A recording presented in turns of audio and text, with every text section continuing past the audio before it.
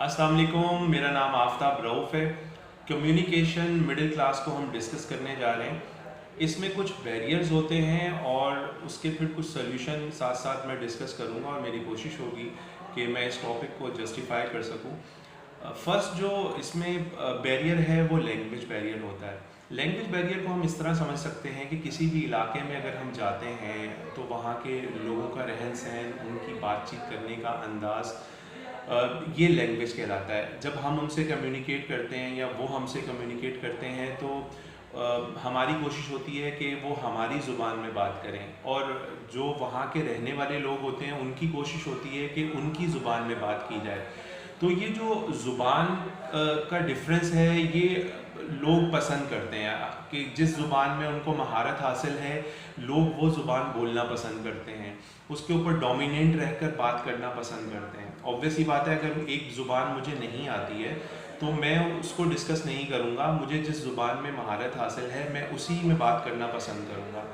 तो लैंग्वेज को सीखना ज़रूरी है, मैक्सिमम लैंग्वेज सीखें, कोशिश करें कुछ ना कुछ आपको आता हो, अरबिक हो, इंग्लिश हो, उर्दू हो, पंजाबी हो, सराइकी हो, पश्तो हो, कुछ ना कुछ आपको किसी न किसी लैंग्वेज के वर्ड्स या कुछ जुमले ऐसे आते हों जो कि आपके आपके लिए काफ़ी फ़ायदेमंद साबित हो सकते हैं कम्युनिकेट करने में, लोगों से अपनी रिलेशनशिप और बाउंडिंग बनाने के लिए बहुत मुफीद साबित हो सकते हैं। इसमें जो दूसरा बड़ा बैरियर है वो सोशल इकोनॉमिक स्ट्रेस है। सोशल इकोनॉमिक स्ट्रेस का मतलब यह है कि सोशल हमारी जो रोज़मर्रा की ज़िंदगी है जिसमें हम एक दूसरे से मिलते हैं, इकोनॉमिकल जो हमारे माशी ज़िंदगी है जिसमें हमारी इनकम का सोर्स ऑफ इनकम क्या है और कहाँ हम स्पेंड करते हैं, हमारे अखराजात क्या हैं, उसका बैलेंस जो है वो हमें मेंटेन करना होता है। वो स्ट्रेस जो है वो बढ़ा देता है हमारा, जिसमें हमारी फाइनेंशियल स्ट्रगल बहुत इंपॉर्टेंट है। फाइनेंशियल स्ट्रगल की वजह से हम जो है वो काफ़ी स्ट्रेस का शिकार रहते हैं। हमारी इनकम कम होती है, हमारे अखराजात ज़्यादा होते हैं, तो हमें अपनी फाइनेंशियल बजट को जो है वो मेंटेन करना आना चाहिए कि हमारी जितनी इनकम है उसके मुताबिक ही हमारे अखराजात हों। तो आई थिंक हम इस बैरियर को जो है वो मेंटेन रख सकते हैं और हमारी कम्युनिकेशन जो है इससे इफ़ेक्ट नहीं हो सकती, हम बेहतर कम्युनिकेट कर सकते हैं। नंबर 2 इसमें जो चीज़ है वो हमारे माशरे में अगर देखा जाए तो एक फेयर ऑफ डाउनवर्ड मोबिलिटी है। हमें गिरने का ख़तरा रहता है कि हम एक पोजीशन पे काम कर रहे हैं और उस पोजीशन पर काम करते हुए हम कहीं अगर वो पोजीशन हमसे लॉस हो जाए या हमारी जॉब अगर चले जाए या कोई बिज़नेस में हमें लॉस हो जाए तो हमें एक फेयर रहता है, एक डर रहता है कि अब क्या होगा। तो ये जो एक फेयर है, डाउनवर्ड मोबिलिटी जिसको कहते हैं, ये इसको कम किया जा सकता है। इसमें इसको कम करने का तरीका ये है कि हम नई स्किल सीखें, नई इनोवेशंस पे स्टडी करें कि दुनिया किस तरफ जा रही है।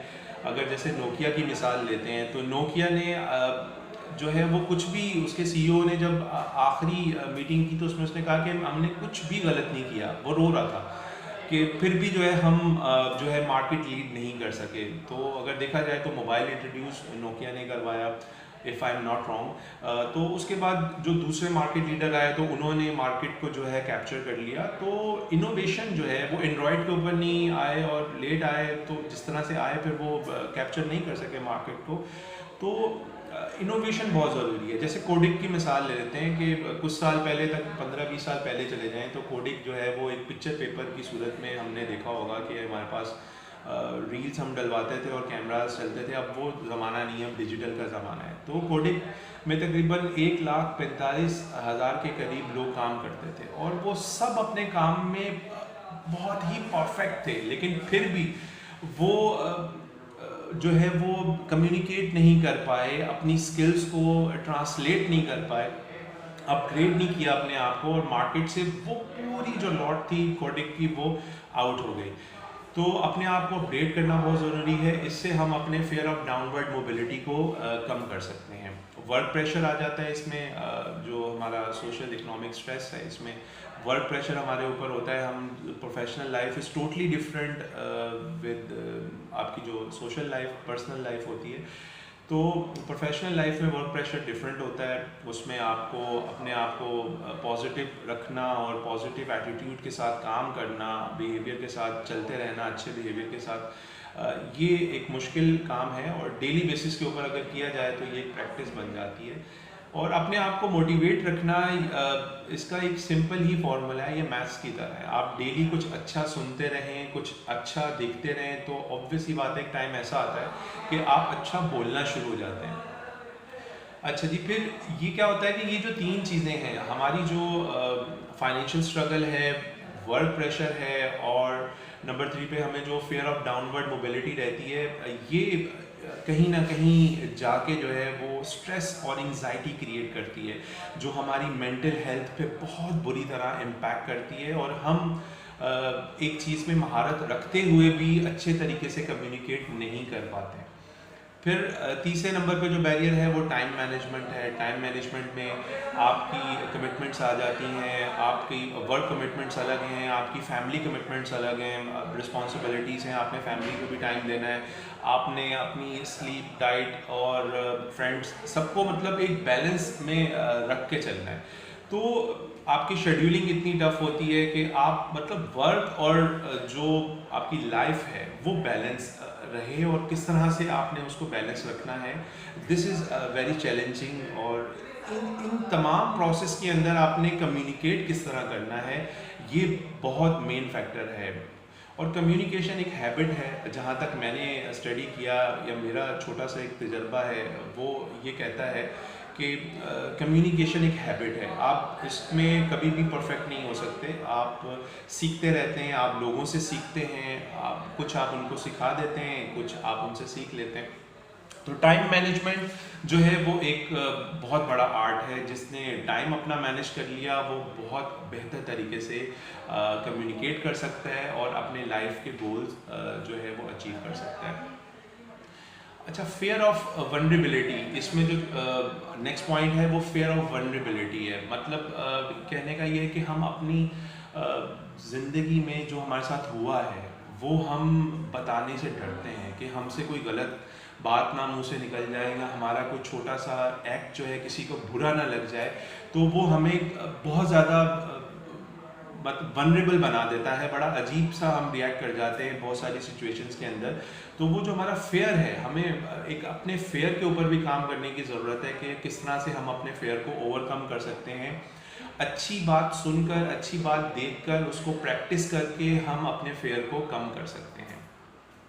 इसमें जो नेक्स्ट पॉइंट है वो लैक ऑफ इमोशनल एक्सप्रेशन है। मतलब आपका जो इमोशनल रिएक्शन है डिफरेंट सिचुएशन में डिफरेंट होता है।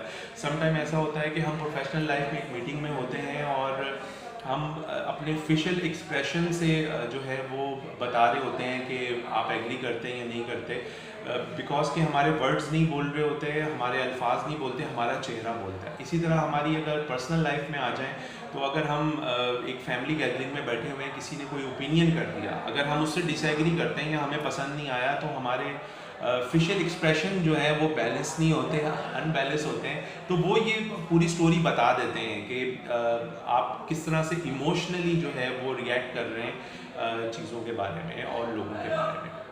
इसके बाद जो नेक्स्ट बैरियर है वो है टेक्नोलॉजी ओवरलोडेड। टेक्नोलॉजी ओवरलोडेड में स्मार्टफोन, इंटरनेट, कंप्यूटर, ये स्मार्टफोन तो मिडिल क्लास जो है वो बहुत कम परचेज कर पाते हैं, क्योंकि smartphone is so expensive. Android जो है वो सस्ते हैं मोबाइल, तो बहुत सारे लोगों के पास इंटरनेट अवेलेबल नहीं होता। व्हाट्सएप के पैकेजेस जो हैं वो चल रहे होते हैं और वो मंथली करवा लिया जाता है, तो वो पूरा महीना चलता रहता है। इसके अलावा कंप्यूटर और लैपटॉप की अवेलेबिलिटी नहीं होती, जिसकी वजह से वो कम्युनिकेशन सीख नहीं पाते, या वो उस तरह से अपने आप को अपडेट नहीं रख पाते, या उनकी विलिंगनेस नहीं होती है कि वो अपने आप को अपडेट रखें।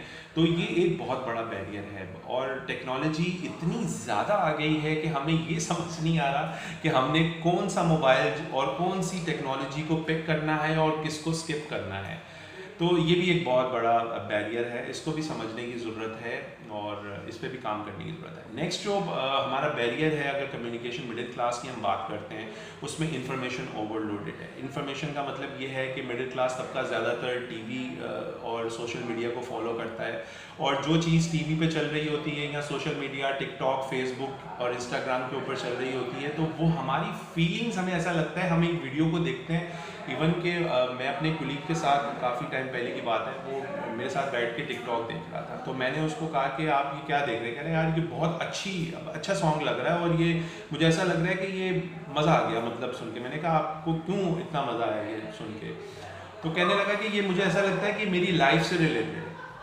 तो सोशल मीडिया जो है वो एक इतना बड़ा किलर है फॉर आवर मेंटल हेल्थ कि हम उसका अंदाज़ा नहीं लगा सकते। हमें इसके बारे में अवेयरनेस देने की ज़रूरत है कि सोशल मीडिया जो है वो टिकटॉक और इंस्टाग्राम को हम पॉजिटिवली कैसे यूज़ कर सकते हैं। इंशाल्लाह इसके ऊपर भी मैं वीडियो ज़रूर करूँगा कि किस तरह से हम उसको पॉजिटिव यूज़ कर सकते हैं, कि हमें ऐसा लगता है कि वो हमारी फीलिंग और एक्सप्रेशंस को बयान किया जा रहा है, जो हम चीज़ देखते हैं, फिर उसको हम व्हाट्सएप स्टेटस के ऊपर लगाते हैं, फिर लोगों को हमने एक स्टेटस हमने लाजमी किसी न किसी के लिए लगाया होता है कि वो जब तक नहीं देखता तो हमारा जो मेंटल पीस है ना वो कंप्लीट नहीं होता, हमारी आई पीस हमारा कंप्लीट नहीं होता, कि हमारी आंखों का सुकून हमें नहीं मिल पाता है कि उसने देखा या नहीं देखा। तो कोई ना कोई स्टेटस किसी न किसी के लिए लाजमी लगाया जाता है। तो ये फैक्ट है, ये मिडिल क्लास की नॉर्म्स हैं, ये मिडिल क्लास का कल्चर है। ये सारी चीज़ें अगर कोई बोले कि मैं नहीं करता तो वो मेरे ख्याल में एक झूठ है, ये चीज़ें होती हैं।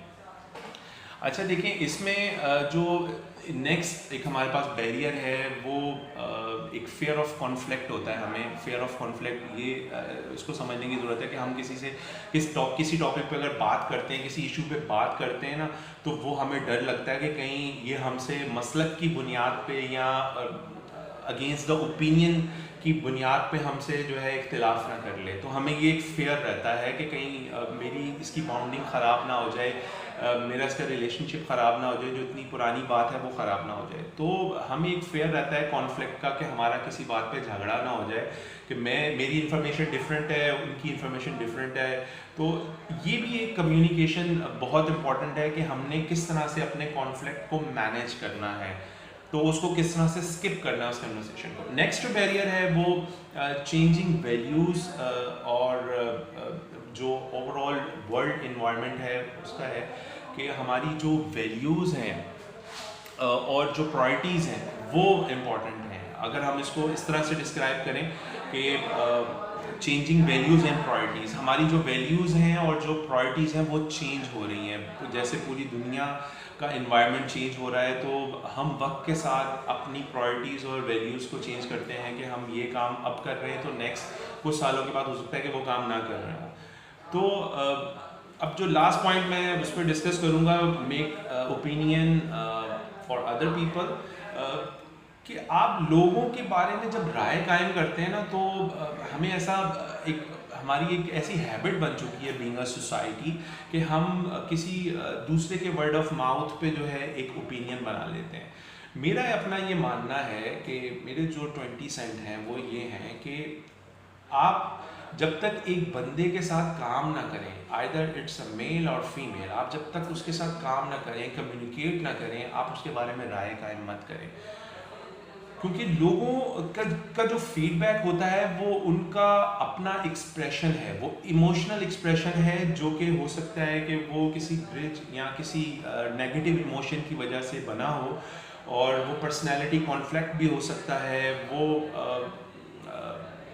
पर्सनैलिटी कॉन्फ्लिक्ट के अलावा कन्वर्सेशनल कॉन्फ्लिक्ट भी हो सकता है। वो मतलब उसमें इमोशंस के नेगेटिव होने के चांसेस ज़्यादा हैं। तो किसी के बारे में राय बनाने से पहले, सुनी सुनाई बातों पे अमल करने से पहले आप उस बंदे से मिलें और उसके बाद आप अपनी राय कायम करें। और आई थिंक ये एक छोटी सी मैंने चीज़ डिस्क्राइब की है मिडिल क्लास के पॉइंट ऑफ व्यू से, और इसमें और भी एक सेशन मैं इंशाल्लाह करूँगा, बिकॉज के ये टाइम की लिमिट की वजह से मैंने इसको शॉर्ट किया है। तो होपफुली ये वीडियो आपके लिए फ़ायदेमंद साबित होगी। आप इसको देखिएगा और अपना भी ख्याल रखें, अपने इर्द गिर्द लोगों का भी ख्याल रखें। और अगर आपको वीडियो पसंद आए, कंटेंट पसंद आए, तो आप इसको चैनल को भी सब्सक्राइब कर लीजिएगा और कमेंट में ज़रूर बताइएगा कि आपकी कोई सजेशन है कि किस तरह से इम्प्रूव किया जा सकता है चीज़ों को। Thank you so much for watching.